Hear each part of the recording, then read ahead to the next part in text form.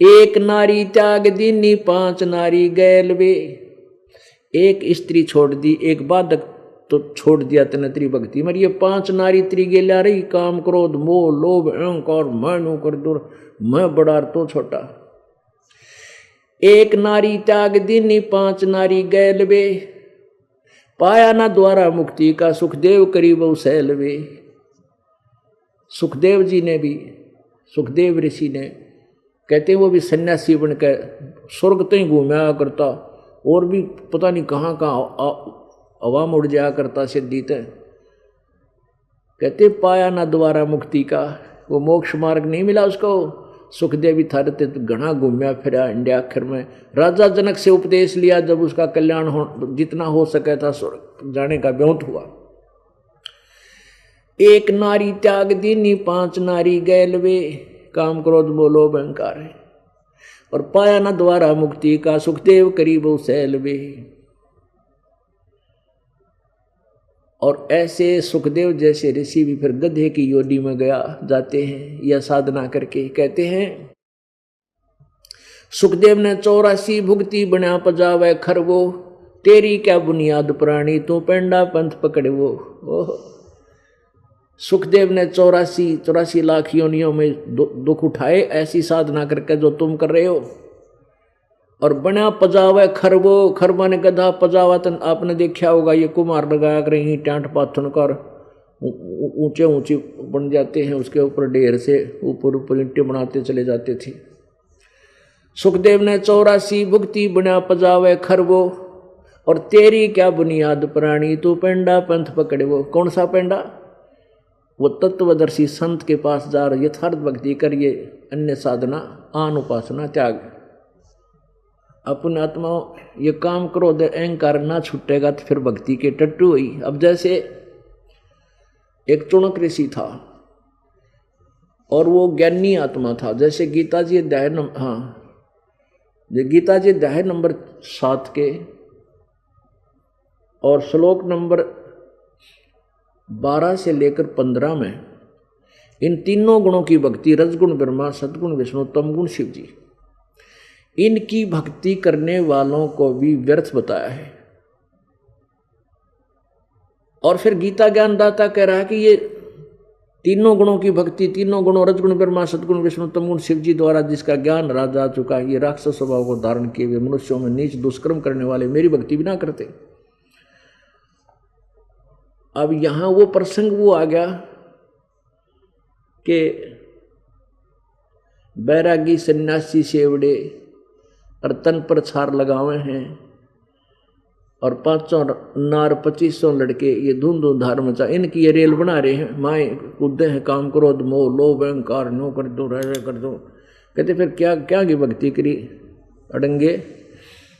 अब क्या देखियो गीता जी अध्याय नंबर 7 के श्लोक नंबर 12 से लेकर 15। पुण्यात्मा ये वो तत्व ज्ञान है जो हमने 100 लाखों बार सुनना पड़ेगा। जब आत्मा गदगद होगी, रंगी जाएगी रंग में। जैसे हमने रामायण की कथा, श्री कृष्ण की लीला, सुदामा की कहानी पैदा हुए थे जब बस सुनने लगे थे और सब ने फिट मान रखी थी बस ये भगवान पड़े हैं। अब उनको बार बार सुनने से तो वो सेट हो गए, हम उस लोक वेद पर यथार्थ ज्ञान मान लिया। अब इस यथार्थ ज्ञान को इतना ही सुनना और सुनाना पड़ेगा जब डटेगा दिल वहां जाकर। अब गीता जी अध्याय नंबर 7 के श्लोक नंबर 12 से 15 में क्या लिखा है कि तीनों गुणों के द्वारा, रजगुण ब्रह्मा, सतगुण विष्णु, तमगुण शिव जी के द्वारा जो कुछ भी हो रहा है, रजगुण ब्रह्मा से उत्पत्ति, सतगुण विष्णु से सतिथि और तमगुण शिव से संहार, ये जो कुछ भी हो रहा है गीता ज्ञानदाता ब्रह्म कह रहा है कि वो सब मेरे से ही हो रहा, ऐसा जान। उसका निमित्त मैं ही हूं, परंतु मैं इनमें नहीं और ये मुझ में नहीं। कारण क्या है कि गीता ज्ञानदाता ने अपने 3 पुत्र रजगुण ब्रह्मा उत्पन्न कर रखा है, सद्गुण विष्णु, तमगुण शिव जी, इनको कंट्रोलर बना दिया यहाँ का। रजगुण ब्रह्मा के उस गुण के आधार से हम सभी प्राणी संतान उत्पत्ति करते हैं, किसी के बस की बात नहीं। और विष्णु जी के गुण के कारण हम एक दूसरे में मोह में फंसे रहते हैं, ये भी जीव के बस का नहीं, इससे हट गया। और तीसरा तमोगुण श्री शंकर जी में, इसके कारण ये आपस में लड़ मरते हैं, लट्ठम लट्ठा काट करते हैं एक दूसरे को। तो इन तीनों गुणों को समझने के लिए देखना कि रजगुण ब्रह्मा है, सतगुण विष्णु, तमगुण शिव जी। देखिएगा पवित्र गीता, ये शिव पुराण, संक्षिप्त शिव पुराण, गीता प्रेस गोरखपुर से प्रकाशित।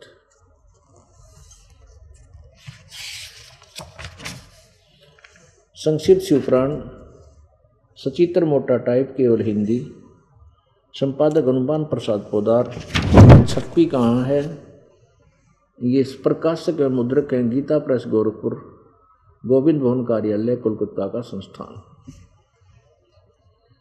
इसमें सिर्फ इतना देखेंगे हम 110 पृष्ठ पे कि रजगुण ब्रह्मा है, सतगुण विष्णु, तमगुण शिव जी। और वो चौथा जो है वो इनसे न्यारा है। ये है 110 पृष्ठ पे संक्षिप्त शिव पुराण, अध्याय 9 के लास्ट में ऊपर विवरण दिया है। इस प्रकार ब्रह्मा, विष्णु और रुद्र इन तीनों देवताओं में गुण है, परंतु शिव गुणातीत माने गए। अब यहाँ देखिए, ये शिव इन ब्रह्मा विष्णु महेश से न्यारा है, और ये तीनों रजगुण ब्रह्मा, सतगुण विष्णु, तमगुण शिव जी हैं। ये सिद्ध करना है। और प्रश्न नंबर 86 पे हमने ये देखना कि ब्रह्मा विष्णु महेश से कोई और है चौथा, और वो गीता ज्ञान बोल रहा है। ये भी देखना और ये भी सिद्ध करना है कि रजगुण ब्रह्मा, सतगुण विष्णु, तमगुण शिव जी। ये हो गया। ये सिद्ध करना है कि इन चारों से अलग है। ये देखो 86 पे, प्रश्न नंबर 86 पे शिव पुराण, इसमें लिखा है कि हमने सुना है कि भगवान शिव शीघ्र प्रसन्न होने वाले हैं। ये काल है सदाशिव, और वे महान दयालु, इसलिए अपने भक्तों का कष्ट नहीं देख सकते। ब्रह्मा, विष्णु और महेश ये तीन देवता शिव के ही अंग से उत्पन्न हुए हैं। अब आगे देखो, वह रुद्र लिखा है ना, रुद्र से भी न्यारा है एक, वो क्लियर हो जाएगा। ये देखो 26 पृष्ठ पे,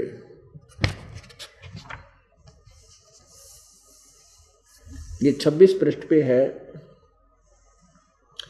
वो चौथा बोल रहा है, शिव बोल रहा है, वो काल ब्रह्म बोल रहा है, जो गीता बोलता है वही यहाँ बोल रहा है। पुत्रों, तुम दोनों ने तपस्या करके प्रसन्न हुए मुझ परमेश्वर से सृष्टि और स्थिति नाम के 2 कृत प्राप्त किए। ब्रह्मा और विष्णु को कह रहा है कि बेटो, पुत्रों, तुमने मुझसे स्थिति 2 कृत, सृष्टि ब्रह्मा को और स्थिति विष्णु को दी है, और रुद्र और महेश्वर में 2 अन्य उत्तम करते हैं। ये रुद्र न्यारा है, महेश्वर न्यारा है, और ब्रह्मा विष्णु न्यारे हैं, जिसको सृष्टि और स्थिति दिए। इससे सिद्ध हो गया कि ये 4 हैं। इन चारों से भी न्यारा वो काल है जो गीता बोल रहा है, और रजगुण ब्रह्मा है, सतगुण विष्णु, तमगुण शिव जी। ये शिव पुराण ने सिद्ध कर दिया। अब देवी भागवत महापुराण में भी यही है। अब देखिएगा श्रीमद देवी भागवत, इसके 123 पृष्ठ पर, ये वही बुक है, गीता प्रेस गोरखपुर से प्रकाशित है, 123 पृष्ठ पे। हमने वो सिद्ध करके आगे चलना पड़ेगा, नहीं तो इस गीता जी के ज्ञान में कोई सुने नहीं। इतना कड़वा है, इतनी कुलीन है, या इतनी कड़वी सत्य है। 123 पृष्ठ पे 3रा स्कंद, विष्णु जी दुर्गा की स्तुति कर रहे हैं। तुम शुद्ध स्वरूपा हो, ये संसार तुम इसे उद्भासित हो रहा है। मैं ब्रह्मा और शंकर, हम सभी तुम्हारी कृपा से विद्यमान हैं। हमारा तो आविर्भाव मन जन्म और तिरोभाव मन मृत्यु होता है, हुआ करता है। हम तो अविनाशी नहीं, हमारा जन्म मृत्यु होता है। केवल तुम ही न तो जगत जननी हो, प्रकृति सनातनी देवी हो। भगवान शंकर बोले, देवी, यदि महाभाग विष्णु तुम्ही से प्रकट हुए हैं, तो उनके बाद उत्पन्न होने वाले ब्रह्मा भी तुम्हारे बालक हुए। फिर मैं तमोगुण शंकर, तमोगुण लीला करने वाला शंकर भी तुम्हारी संतान हुआ। क्या तुम्हारी संतान नहीं हुआ? अर्थात मुझे भी उत्पन्न करने वाली तुम ही हो। सिवे तुम्हारे तुम सिवे संपूर्ण संसार की सृष्टि करने में तुम बड़ी चतुर हो। इस सृष्टि, संसार की सृष्टि, स्थिति और संहार में तुम्हारे गुण सदा समर्थ हैं। उन्हीं तीनों गुणों से उत्पन्न हम ब्रह्मा, विष्णु एवं शंकर नियमानुसार कार्य में तत्पर रहते हैं। यह सिद्ध हो गया कि रजगुण ब्रह्मा जी, सतगुण विष्णु जी, तमगुण शिव जी, इति सिद्धम। और ये भी सिद्धम हो गया कि दुर्गा इनकी माँ है, माता है। और तीसरा ये सिद्धम कि ये नाशवान है, अविनाशी नहीं है। अब इसमें हमारा मूल जो कंसेप्ट करना है वो है कि रजगुण ब्रह्मा है, सतगुण विष्णु, तमगुण शिव जी। ये संस्कृत सहित देवी भागवत इसमें कति निर्णय कर देगी। देखिएगा। और ये कहाँ से छपी है? अथ देवी भागवतम सभाष्टिकम सहमातम, खेमरा श्री कृष्ण दास प्रकाशन बंबई 4। इसका तीसरा सकंद देखें। अथ श्रीमद देवी भागवते भाषा टीका युक्ते तृतीय सकंद प्रारंभते। इसके पृष्ठ नंबर 11 पर देखें। तृतीय सकंद है, 5वां अध्याय है, इसका 8वां श्लोक। हिंदी देखें पहले कि शंकर भगवान कहते, हे माता, यदि हमारे ऊपर सदा आप दया युक्त हो तो हम सबको तमोगुण में किस प्रकार प्रदान किया है। यदि तू हमारे पर दयालु है तो हमें इसे कुकर्म में क्यों ला दिया। हमको तमोगुण किस प्रकार प्रदान किया, ब्रह्मा को रजोगुण और हरि यानी विष्णु को सतोगुण क्यों बना दिया। फिर यह संस्कृत देखो, क्लियर हो जाएगा। संस्कृत भी पढ़ेंगे हम। इसमें लिखा कि यदि दया धर्मना न सदा अंबिके कथम अहम विहित च, किस प्रकार मैं बना दिया। शंकर जी कह रहे हैं तमोगुण। और कमल जय, कमल से उत्पन्न होने वाले ब्रह्मा को रजोगुण संभव, रजोगुण क्यों बना दिया। और सुविहित किमु सतोगुण हरि, और विष्णु को आपने सतोगुण क्यों बना दिया। इति सिद्धम रजगुण ब्रह्मा है, सतगुण विष्णु, तमगुण शिव जी। अब गीता जी का ज्ञान ये ब्रह्म बोल रहा है, जो ब्रह्मा विष्णु में इसका पिता है, इनसे अलग है, जिसका ओम नाम है। अब गीता के 7वें अध्याय के 12, 13, 14, 15 में इन तीनों गुणों की पूजा, रजगुण ब्रह्मा, सतगुण विष्णु, तमगुण शिव जी की पूजा को मना किया है। अब ये कंसेप्ट यहाँ से क्लियर होगा, क्योंकि गीता जी सारांश है चारों वेदों का, ये कोड वर्डों में ज़्यादा है, इसलिए तत्वदर्शी संत ही इनको बता सकता है। ये दास के ऊपर मेहर कर दी परमेश्वर कबीर जी ने, तो वो दास आपको समझा रहा है। अब देखिएगा श्रीमद् भगवत गीता जी,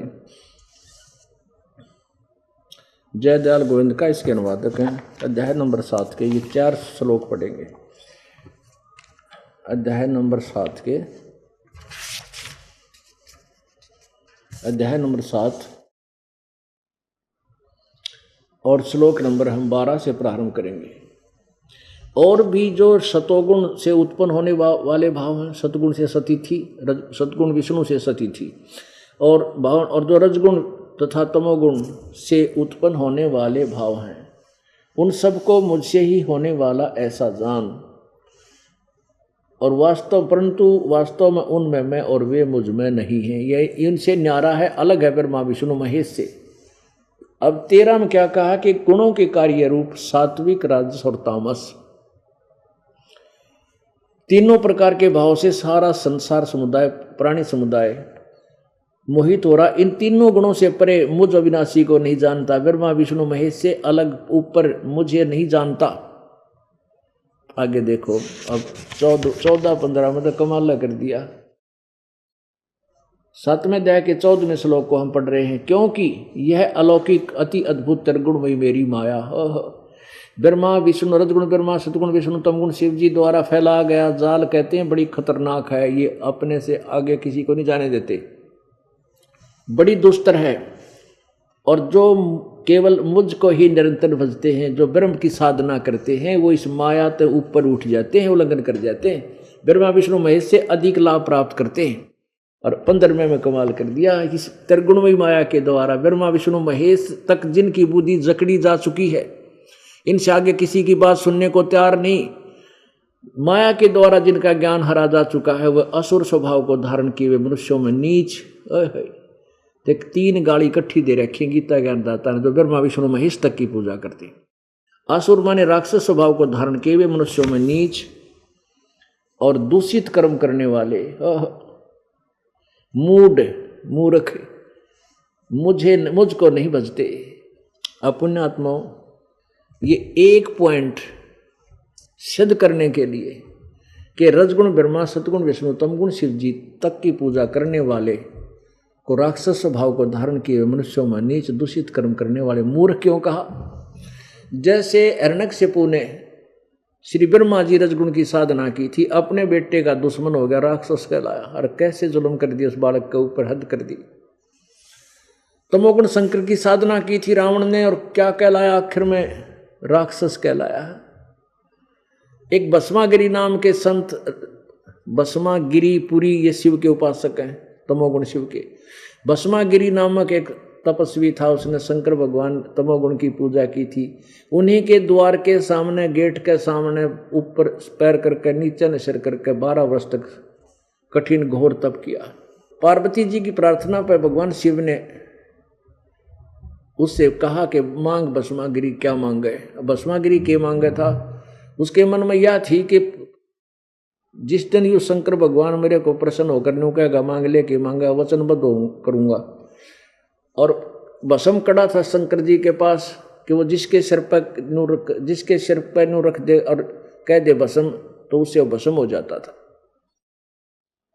उद्देश्य क्या था भस्मागिरी का? कि तपस्या करके शंकर जी पे भस्म कड़ा ले लूंगा और शंकर जी ने मारूंगा और पार्वती ने पत्नी बनाऊंगा। इस उद्देश्य से तपस्या कर रहा। और शिव जी के सामने जब शिव जी ने पूछा, बोल भाई क्या मांगे? भस्मागिरी में तेरे से प्रसन्न हूं। कहने लगे भगवान वचनबद्ध हो जाओ। भगवान बोले भाई वचनबद्ध हो गया, हाँ बोलो क्या मांगते हो? अब प्रसन्न हो पाछा तो दयालुता आ जाती है, मांग भाई के मांगे। कहा भगवान ये भस्म कड़ा दे दो मुझे। अब शंकर जी ने सोचा भाई ये जंगल में है, कोई हिंसक पशुओं से या राक्षसों से बचाव के लिए मांगता होगा, निकाल के भस्म कड़ा दे दिया, ले बेटा। अब जो ही उस भस्मागिरी उत्तर गुण उपासक के हाथ में, तीनों गुणों के उपासक रजगुण ब्रह्मा, सतगुण विष्णु, तम गुण शिव जी, उस उपासक के हाथ में वो कड़ा आया तभी त्योर बदल गया। आंखें फेर ली और कहने लगा शिव जी अब हो तगड़ा, तुझे भस्म करूंगा, पार्वती को पत्नी बनाऊंगा। ओ तुरग अब खड़ी बिजली पड़ गई। अब शिव जी बाज लिया, और जिसको हम अजरो अमर मृत्युंजय कालज सर्वेश्वर महेश्वर इसी संज्ञा दिया करते थे हमारे नकली संत गुरु। यदि भगवान शंकर तमोगुण शंकर अविनाशी होते तो डर के क्यों भागते? उस तरह वो भाग लिए और भस्मागिरी पाछे पाछे को तूने सोचा था इसने मारूं जो बात बने। तो भगवान ने आकर कहते फिर पार्वती रूप बना के वो गंढत नाच नचा के भस्मागिरी उस भस्म कड़े तो उससे के हाथ तो भस्म करवा दिया। अब बताओ ईसा दुष्ट इंसान और भगवान शंकर की साधना करे, उससे की पत्नी अपने इष्ट देव की पत्नी पर, माँ का ऊपर बुरी नीति, इसे दुष्ट हो जाते हैं ये तत्व ज्ञानहीन ऐसी साधना करने से। अब जैसे विष्णु जी के उपासक वैष्णव कहलाते हैं। एक बार कुंभ का मेला भरा हरिद्वार में हर की पैड़ी पे, और वहां पर ये अपने अपने समुदाय के षटदर्शनी जितने साधु हैं, कोई गिरी न्यारे, पुरी न्यारे और ओगड़ न्यारे, नाथ न्यारे, नागे न्यारे और वैष्णव अलग से अपनी अपनी जमात में इकट्ठे हो जाते हैं।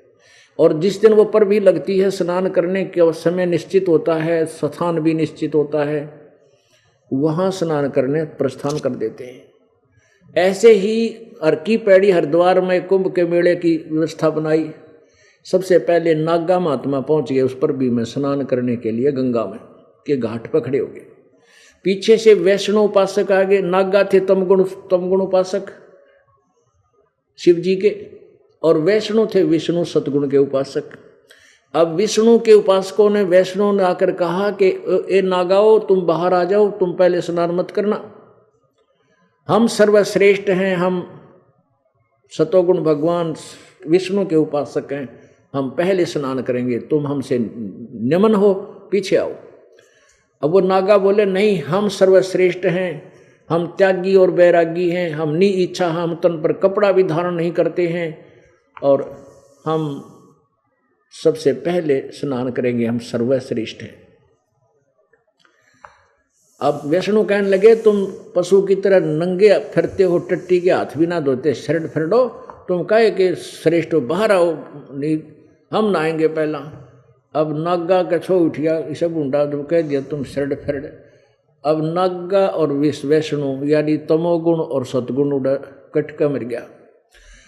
अब वो तमोगुण के उपासक और सतगुण विष्णु के उपासक वो नहाना भूल गए, भगवान भूल गए और गंगा भूल गए, हर की पैड़ी भूल गए। और आपस में कत्लेआम कर दिया, तलवार निकाल ली, तीर ठोके, कटारी ठोक दी, सीधी की सीधी एक दूसरे में 25,000 ये त्रिगुण उपासक आपस में लड़का मर गए। अब इनको के संज्ञा देंगे?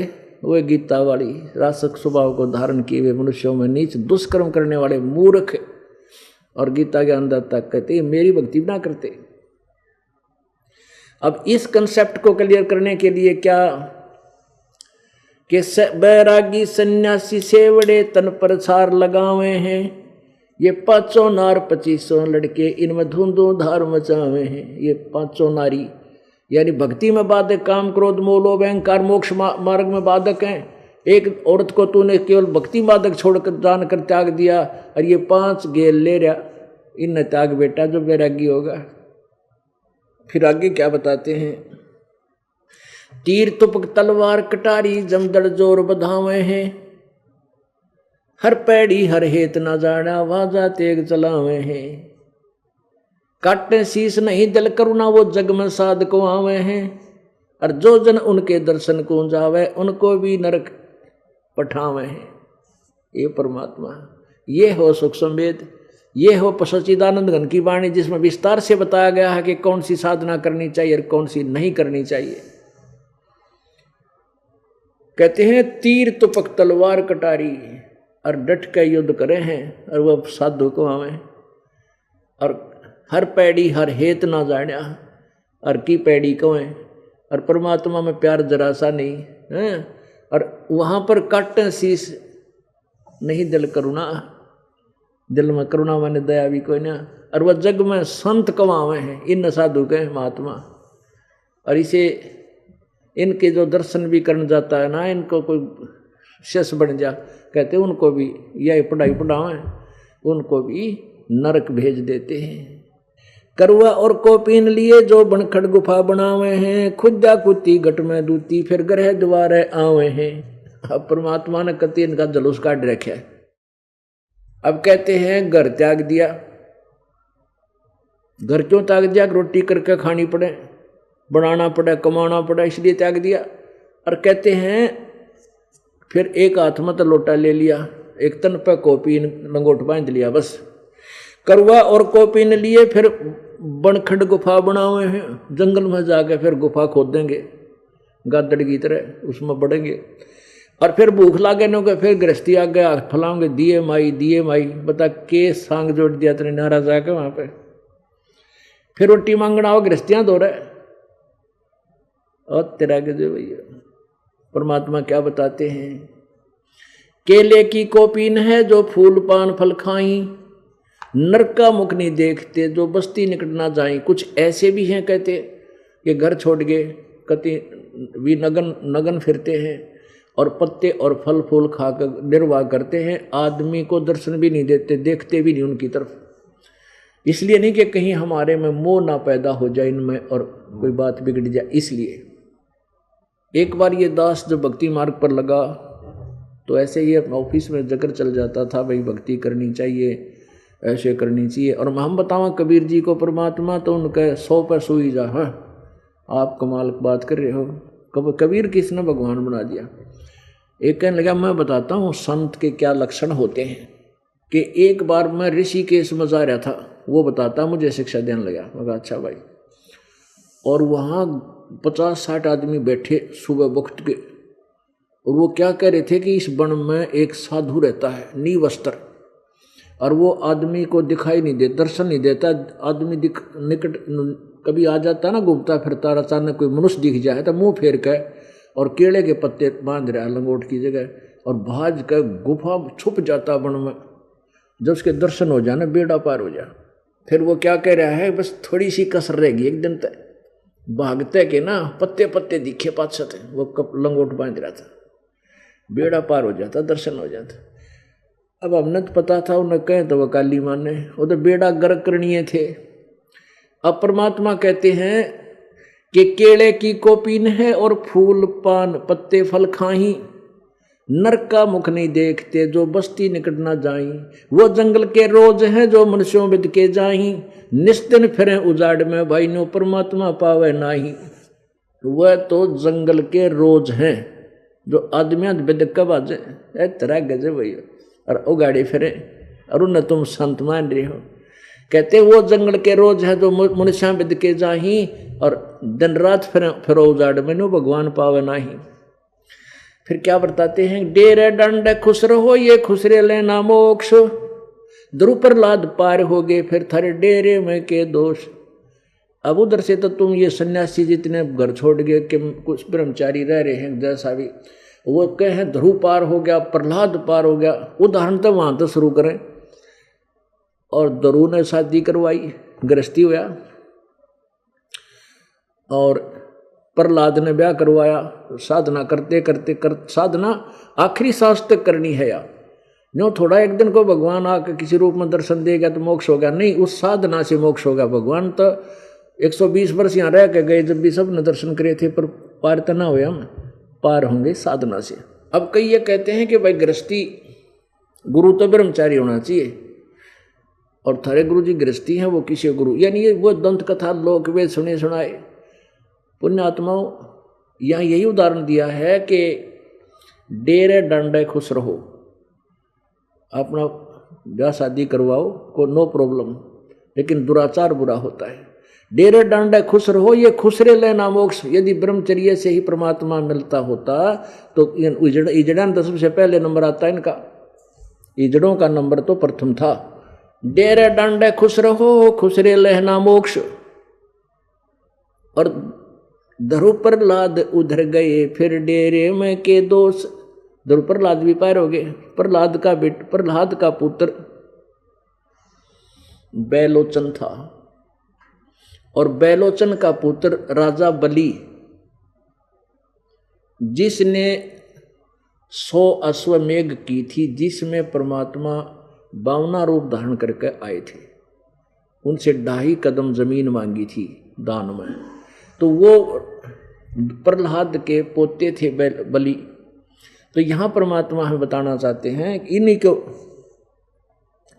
करुआ और कोपी न लिए जो बनखंड गुफा बनावे हैं, और खुदा कुत्ती घट में दूती फिर ग्रह द्वारे जावे हैं। यो भी बैदा है बैदे से भेद अलहदा, यो भी बैदा बैदा क्यों जाना, हम सतगुरु बैठे नो जाना। अब तुमने के बेर आपको कर पता लग गया, कैसे पता लग गया, ये व्यर्थ साधना। तो गरीबदास जी कहते हैं हमने सतगुरु मिल गए, कबीर परमेश्वर तत्वदर्शी संत रूप में भगवान आए थे, वह मिल गए, इसलिए मुझे पता लग गया कि ये व्यर्थ साधनाएं हैं। अब एक कंसेप्ट को क्लियर करने के लिए कितने प्रमाण देने पड़े। फिर क्या प्रमाण है कि जैसे वेद पढ़े पर भेद न जाने, ये बातें हैं पुराण 18। अब जैसे गीता जी अध्याय नंबर 7 के श्लोक 16 और 17 में क्या बताया है कि मेरी भक्ति, ब्रह्म साधना भी 4 प्रकार के करते हैं, एक अर्थार्थी, एक आरत, एक जिज्ञासु और चौथा ज्ञानी। अर्थार्थी वो होते हैं जो धन लाभ के लिए केवल वेदों के मंत्रों से ही अनुष्ठान करते हैं। वो जय गणेश देवा, ओम जय जगदीश आदि इस तरह की बनावटी आरतियों का वो सहारा नहीं लेते। और दूसरे आरत, ये भी अपना संकट निवारण करने वाले आरत को कहते हैं, ये भी वेदों के मंत्रों से ही अपना अनुष्ठान साधना करते हैं। और तीसरा जिज्ञासु वो है कि जो परमात्मा प्राप्ति के लिए संतों की तलाश में चला, और वहाँ उसने जैसा भी ज्ञान मिला उस ज्ञान को स्वयं ही कंठस्थ करके और वक्ता बन गया।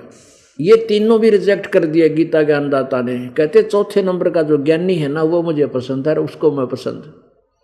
अब ज्ञानी क्या है? ज्ञानी को ये ज्ञान हुआ कि मनुष्य जीवन भाई बार बार नहीं मिलता, मानुष जन्म पाके नहीं रटे हरि नाम, जैसे कुआ जल बिना फिर बनवाया क्या काम। तो उसको ये ज्ञान हो गया भाई मनुष्य जीवन बार बार नहीं मिलेगा, और जय इसमें भक्ति नहीं करी तो कुएं, खाली कुएं जैसा है जिसमें जल को ना। फिर ये भी ज्ञान हुआ वेदों के पढ़ने से उस ज्ञानी ने कि केवल एक परमात्मा, उस पूर्ण ब्रह्म की साधना करो और सब बातें त्याग दो। अब जैसे देवी पढ़ाने लग रही है हिमालय ने, कहते उस ब्रह्म का स्वरूप बताया जाता है, वो अक्षर ब्रह्म है, वो फिर कहते हैं उसका ओम मंत्र है और वो ब्रह्म है, ब्रह्मलोक में रहता है, ओम नाम। ऐसे इन ज्ञानी पुरुषों ने यजुर्वेद अध्याय नंबर 40 के श्लोक नंबर 15 में लिखा है कि ओम कर्तु समर किलवे समर, और कर्तुम समर। अब ये वेद ज्ञान दाता ब्रह्म बोल रहा है कि ओम नाम का जाप काम करते करते कर और विशेष कसक के साथ कर, यानी कच्ची सच्ची लगन तड़फ के साथ, और अपना मनुष्य जीवन का प्रथम कर्तव्य जान के कर। इस प्रकार तू अंत समय में जब तेरा शरीर नाश होगा तब तू मेरे वाली उस परम गति उस उतने सतर का तू अमर हो जाएगा। जैसे ब्रह्मलोक में चला गया इतने समय तक अमर हो गया। फिर यजुर्वेद के 40वें अध्याय के 17वें श्लोक में 2 भगवान बताए। अब देखो, ब्रह्म अपना तो ओम नाम बताता है और उस परमात्मा वो गुप्त है, वो पूर्ण परमात्मा 2 भगवान।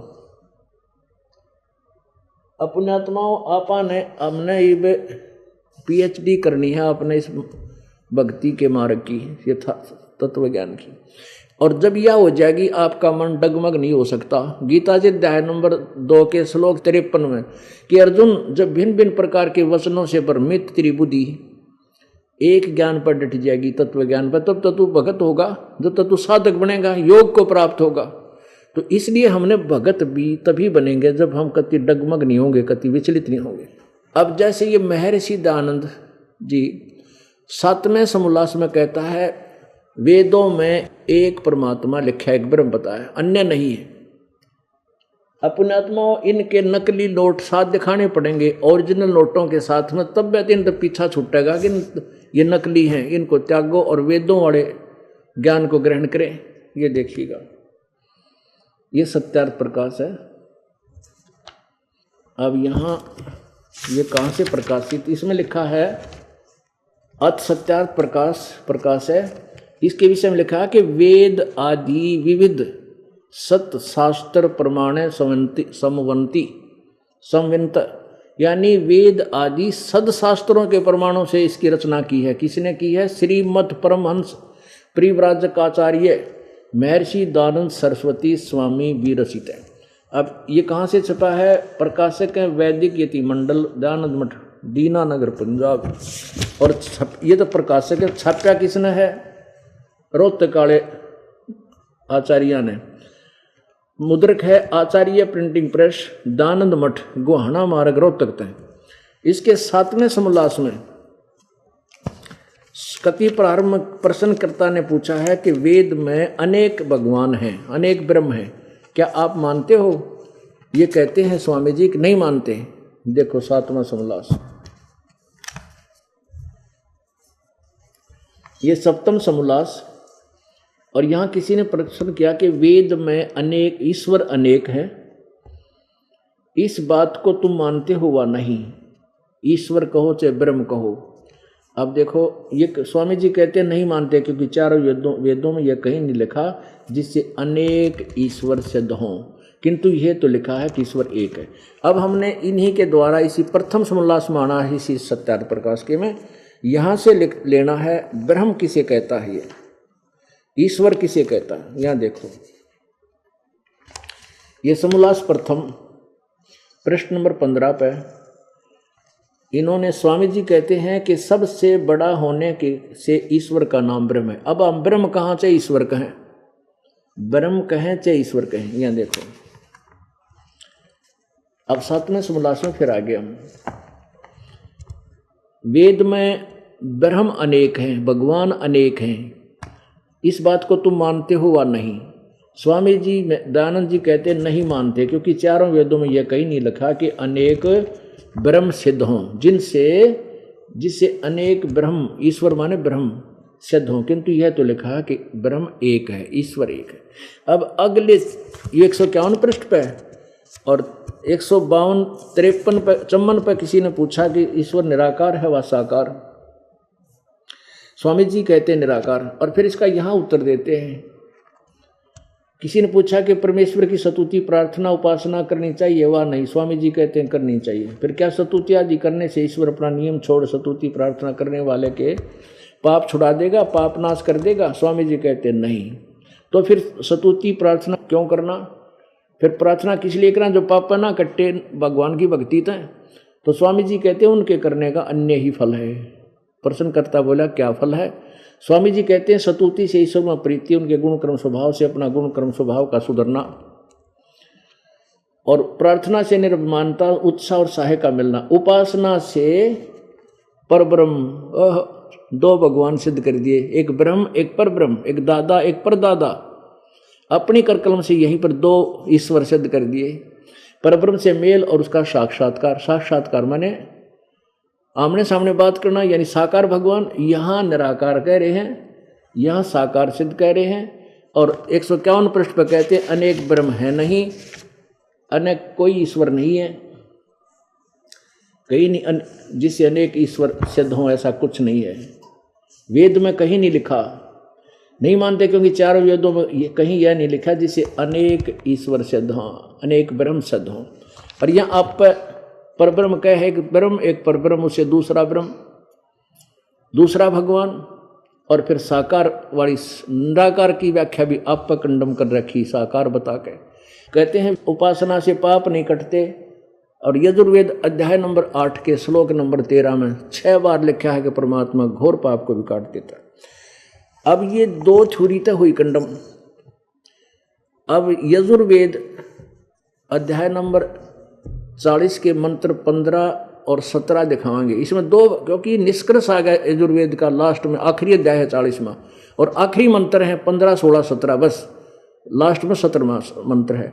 इनमें निर्णायक ज्ञान दे रखा है। मेरी साधना करेगा तो ब्रह्म मंत्र ओम नाम है मेरा, और वो परमात्मा तो भाई मोक्ष है, गुप्त है, प्रोक्ष है। और उसके विषय में 40वें अध्याय के 12वें श्लोक में कहा कि कोई तो उस परमात्मा के विषय में जन्म लेने वाला संभव बताता, कोई असंभव बताता है, कोई तो उत्पन्न होने वाला कहता है, कोई निराकार बताता है, कोई साकार। उसकी यथार्थ, उसके बारे में यथार्थ ज्ञान तत्वदर्शी संत बताएंगे, उन तो सुनो। और वही गीता जी के चौथे अध्याय के 34वें श्लोक में क्या है, उसके यथार्थ ज्ञान को तो तत्वदर्शी संत बताएंगे। अब देखिए यजुर्वेद अब स्वामी जी के द्वारा ही अनुवादित है, महर्षि दयानंद सरस्वती।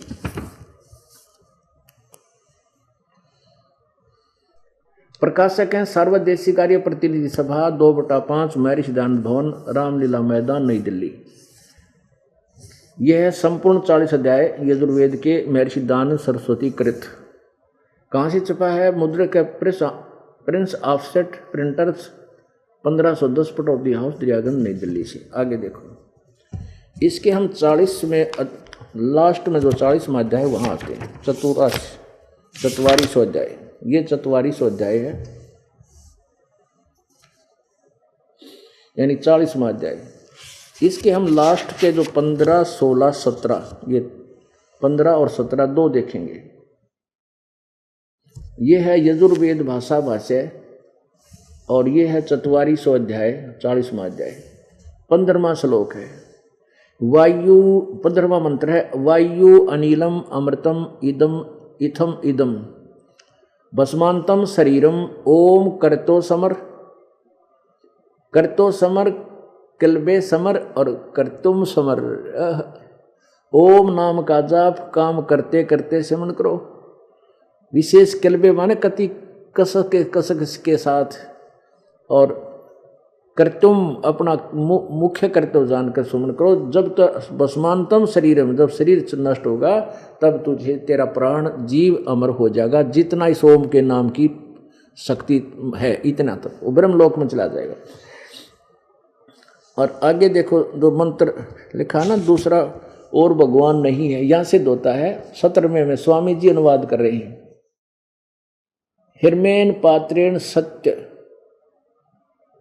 अपहितम, ये देखो, ए मनुष्यो इस ज्योत स्वरूपी रक्षक मुझसे अविनाशी यथार्थ कारण के आच्छादित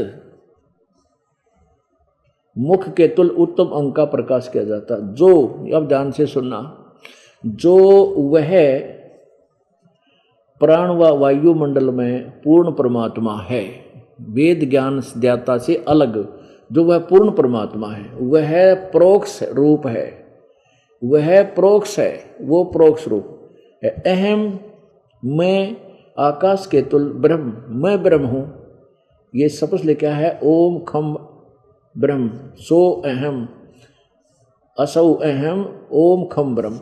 वह, अच्छा फिर अपने बारे में लिखा है कि मैं आकाश के तुल्य, वैसे खम्भ माने स्वर्ग भी होता है, दिव्यलोक, मैं उस दिव्यलोक में ब्रह्म सबके गुण कर्म स्वरूप स्वभाव से अधिक हूँ, ओम सबका रक्षक जो मैं उसका ऐसा नाम जानो। ये अनुवाद का तो इतना डंगा कर रखा, परंतु ये स्पष्ट कर दिया कि वह प्राण व सूर्य मंडल में पूर्ण परमात्मा है, वह परोक्ष रूप है। और यहाँ स्पष्ट है कि अहम ओम खम्भ, मैं, मेरा ओम नाम है और मैं ब्रह्म हूँ, ब्रह्म साफ लिखा है, और खम्भ माने आकाश में यानी ऊपर स्वर्ग में रहता हूँ, ब्रह्मलोक में रहता हूँ। ये दो हो गए, आप पे दो सिद्ध कर रहे हैं। और ये सच्चाई है, क्योंकि अनुवाद का कितना डंगा कर ले और सच्चाई तो ऊपर रहेगी। कहते हैं चोर चुराई तूंबड़ी, चोर चुराई तूंबड़ी, वो गड्ढे पानी में, वो गड्ढे हुआ ऊपर आवे न, सच्चाई छनी ना। अब स्वामी दयानंद जी कह रहे थे कि भाई पाप साधना करने से पाप नहीं कटते, भगवान की भक्ति थे। अरे भले आदमी, कोई किसी ने वैद्य का लंबा चौड़ा बोर्ड ला रखा है और उसके पास कोई जाता है और कहे कि भाई क्या दवाई खाते हैं, औषधि खाने से रोग कट जाएगा, और वो कहे कि नहीं औषधि खाने से रोग तो नहीं कटेगा, तो फिर क्या लाभ औषधि खाने का कि पहलवान बन जाएगा, और लाभ है पहलवान बन जाएगा। क्या वो वैद्य हो सकता है? वो तो कति अनाड़ी, उसने कह का भी नहीं पता। और जैसे साबुन के गुणों में लिखा कि साबुन कपड़े के मैल छुड़ा देता है, और किसी ने कंकर पत्थर लकड़ी के गुटके बना के लिख रखा और साबुन विक्रेता नकली आदमी, और उससे कोई पूछा भाई क्या साबुन ते कपड़े के मैल ये साबुन कपड़े के मैल छुड़ा देगा? उसके उस नकली टुकड़े को उठा के कोई कहे, वो कहे कि नहीं साबुन से कपड़े के मैल तो छूटते नहीं, फिर क्या फायदा कि कपड़ा मजबूत हो जाएगा। तो वो किसा ठग होगा, कितना अनाड़ी होगा। अब वेदों में भगवान के गुण लिखे हैं, और वो वेदों के ज्ञाता कौन है? अन्यों के सत्यार प्रकाश मैंने वेदों के अनुसार सद ग्रंथों के आधार से लिख रखा है। और वो कहता है पाप, परमात्मा की भक्ति तो भगवान पाप नहीं छुड़ाता, पाप नाश नहीं करता। और वेदों में लिखा है कि भगवान के गुणों में घोर पाप भी छुड़ा देता है साधना करने वाले के। अब देखो प्रमाण यजुर्वेद के 8वें अध्याय के 13वें मंत्र में, ये वही यजुर्वेद, ये वही छापा है और वही अनुवाद करता है महर्षि दयानंद सरस्वती करके। 8वें अध्याय का 13वां श्लोक, 8वें अध्याय का 13वां श्लोक। ओह, ये देखिएगा 241 पृष्ठ पे क्या लिखा है। 13वां मंत्र है ये 8वें अध्याय का, ये 8वां अध्याय। देव कर्तस्य अनस्य अवजनम असि, मनुष्य कर्तस्य अनस्य अवजन असि, पितर कर्तस्य अवजनम असि, ये सारे लिखा है इसमें। अब यहाँ इन्होंने अनुवाद किया है 242 पृष्ठ पे, हे सबके उपकार करने वाले मित्र आप। यहाँ फिर डंगा डाल दिया, मित्र लिख दिया। पढ़ने वाले ने वेद थोड़े पढ़ रखे हैं और सत्यार प्रकाश गणा पढ़ रखा जनता ने, तो इसने सत्यार प्रकाश में नाश करे रखा है कि भगवान की भक्ति थे पाप नहीं छूटते। तो यहाँ पापों का जिक्र हुआ तो पहले लिख दिया हे सबके उपकार करने वाले मित्र। तो यहाँ पढ़ने वाला विचलित हो गया, ने सोचा भी कोई मित्र के बारे में लिख रखा है, भगवान का जिक्र तो है नहीं। तो इसलिए उसने वो अज्ञान थ्योरी सत्यार प्रकाश वाली फाइनल मान रखी समाज ने। अब इसी के कर कमलों में यही सत्यार प्रकाश में ये खुद कहता है कि मित्र सबसे सबका हितैषी होने के कारण परमेश्वर को मित्र भी कहते हैं। ये देखो, ये वही सत्यार प्रकाश है, ये वही जो का तो, और ये वहीं से छपा है। और ये प्रिंटिंग प्रेस दानंद मठ को आना हमारे रोहतक से। इसके प्रथम समलास में और पृष्ठ नंबर 18 पे ये देखिएगा, ये प्रथम समलास है। और यहाँ देखिएगा 18 पृष्ठ पे सत्यार्थ प्रकाश के, सबसे स्नेह करे और सबको प्रीति करने योग्य है, वह परमेश्वर सबका सच्चा मित्र है, इससे परमेश्वर का नाम मित्र है। अभी उस मित्र को हम परमेश्वर कहें चाहे मित्र कहें, एक ही बात है इन्हीं के शब्दों में। अब फिर लीजिए यहाँ पर ये 242 पृष्ठ पे, हे सबके उपकार करने वाले परमेश्वर आप, मित्र कहो चाहे परमेश्वर को, दान देने वाले के, एन से माने अपराध कहो चाहे पाप। देखो एन से आप पढ़ सकते हो इसको, एन से माने पाप भी अर्थ किया है, अधर्म माने भी पाप ही होता है, लेकिन हम इन कोड वर्डों से गुड वर्डों से अपरिचित होने करके फिर विचलित हो जाते हैं। एन से माने पाप के, आप दान, हे परमेश्वर आप दान देने वाले के, अपराध माने पाप के, विनाश करने वाले हो, छुड़वाने वाले हो, और साधारण मनुष्यों के किए हुए एन से माने पाप के, अपराध के विनाश करने वाले हो, और पिता के किए हुए एन से माने अपराध के विनाश करने वाले हो, अवजना माने विनाश करने वाले हो, और अपने किए हुए एन से माने पाप के, एन से कुछ भी आप पाप के दूर करने वाले हो, छुड़ाने वाले हो, एन से अधर्म के हो, घोर पाप के नाश करने हारे हो।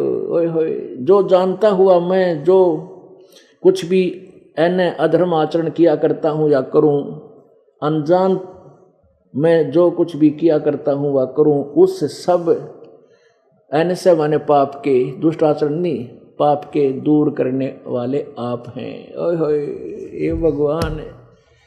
अब वेद तो है भगवान के गुणों का संग्रह, और ये सत्यार प्रकाश जैसे ये है उपनिषद, ये नकली नोट जो वेदों से नहीं मिलती व्याख्या, वो नकली है, तो इनको त्यागना पड़ेगा। इसलिए दास यही प्रयत्न कर रहा है कि हम उन नकली, जैसे एक बार सरकार ने नकली, किसी ने नकली नोट छाप दिए थे और सरकार ने क्या किया था, नकली और असली वो दोनों की तुलना कति समाचार पत्रों में टीवी माध्यम से किया था। ये ऐसा असली है भाई, जो नकली है, नकली छोड़ो, असली धोखा ना खाइयो।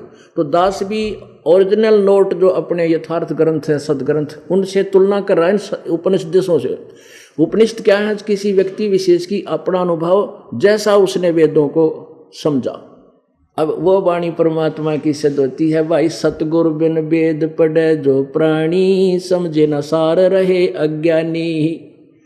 अब सूक्ष्म वेद में ये लिखा है, सूक्ष्म वेद में, कि सतगुरु बिना वेद पढ़े जो प्राणी, और समझे ना सार रहे अज्ञानी। ये सारे ब्रह्मा विष्णु महेश दुर्गा और ये 88,000 ऋषि, 33 करोड़ देवता, अरे दानंद जैसे नकली ऋषियों का तो ठिकाना कर गिनती की था, जो कलियुगी ऋषि, वो भी वेद ज्ञान से अपरिचित थे, क्योंकि कहते हैं गलत साधना करके, और चाहे तुमने चारों युग तक की भी उम्र प्राप्त कर ली, 4 युग तक भी जीवन रहेगा तो भी मरेगा आखिर में। क्यों? कहते हैं एती उम्र बुलंद मरेगा अंतरे, क्योंकि सतगुरु लगे न कान न भेंटे वो संतरे। ये गलत साधना करके तुम कितने अंडी पाक रहे हो, सिद्धि भी प्राप्त कर ली, समुद्र भी पी लिया, भाई आकाश में भी उड़ जाते हो, और अपनी सिद्धि बेहतर सोनी सेना विनाश कर दी सुनक ऋषि ने, ज्ञानी आत्मा ने। कहते हैं सतगुरु बिन वेद पढ़े जो प्राणी, समझे न सार रहे अज्ञानी। सतगुरु बिन काहू न पाया ज्ञाना, जो थोथा भूसड़े मूड किसाना।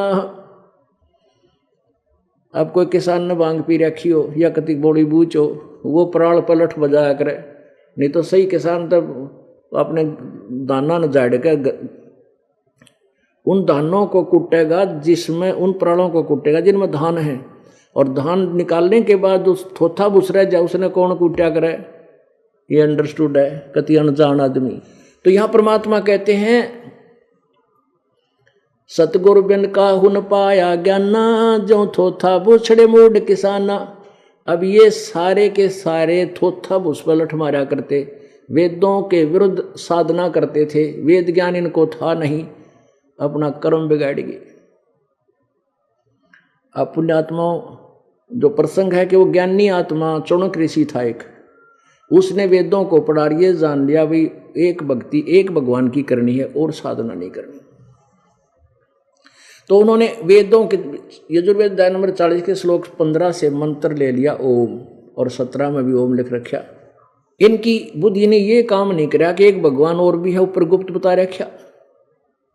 और गीता वेद ज्ञानदाता कहता उसके विषय में कोई तत्वदर्शी संत बताएंगे, लेकिन इन अपनी बुद्धि काल के वश होकर के ओम नाम को एक भगवान का मान लिया।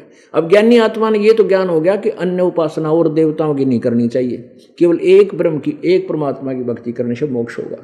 तो इन्होंने ओम नाम का जाप और साथ में हठ योग जो ब्रह्मा जी को काल आकाशवाणी से कमल के फूल पर प्राप्त हुई थी, 1000 वर्ष तप किया, वो तप ले लिया और वेदों से वो मंत्र ले लिया, दोनों खिचड़ी बना के साधना की, उससे सिद्धियां आगे, मोक्ष नहीं होता, एटम बम बन गया। एक मानधाता चक्रवर्ती राजा था, वो अपना 1 वर्ष में 2 वर्ष में एक परीक्षा करा करता कि कोई मेरे अंतर्गत जितने छोटे राजा हैं वो कोई मेरी प्रभुता से विमुख तो नहीं हो गए हैं, अपने आप को क्वांटी तो नहीं पा गया है।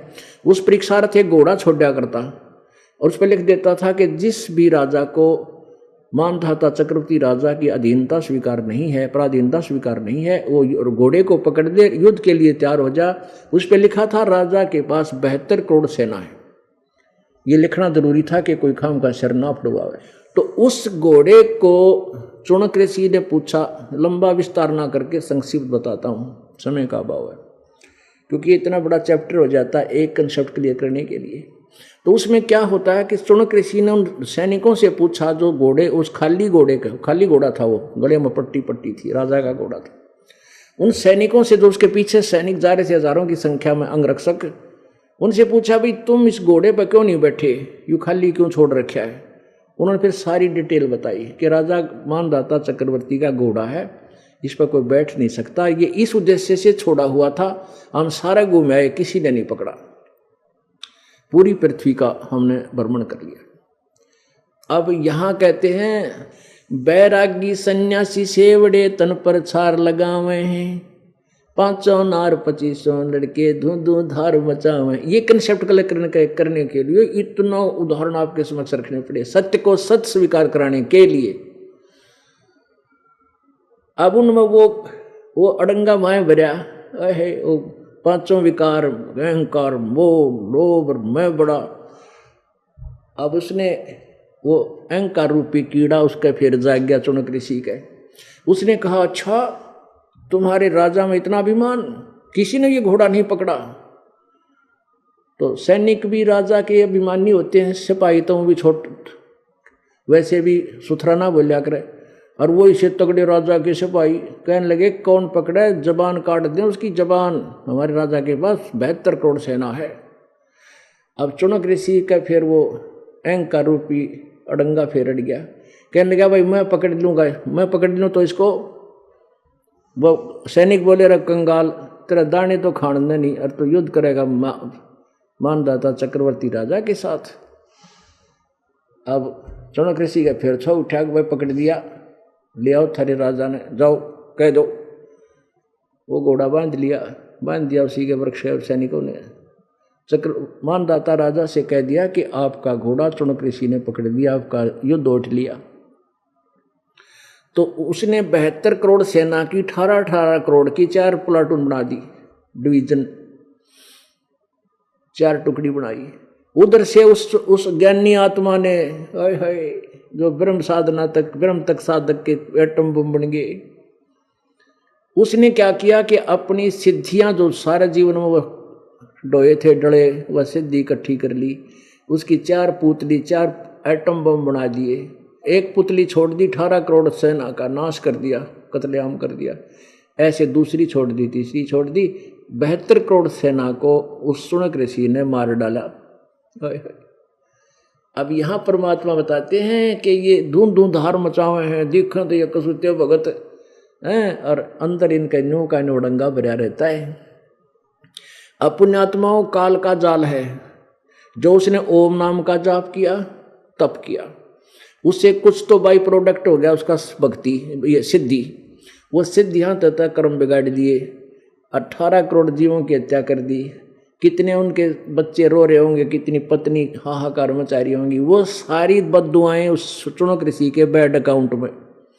और जो ओम नाम का जाप किया वो ब्रह्मलोक में जागा, ब्रह्मलोक में देवता बन जाएगा हजारों वर्षों तक, और फिर पृथ्वी पर राजा बन जाएगा, और फिर खाजला कुत्ता बन जाएगा।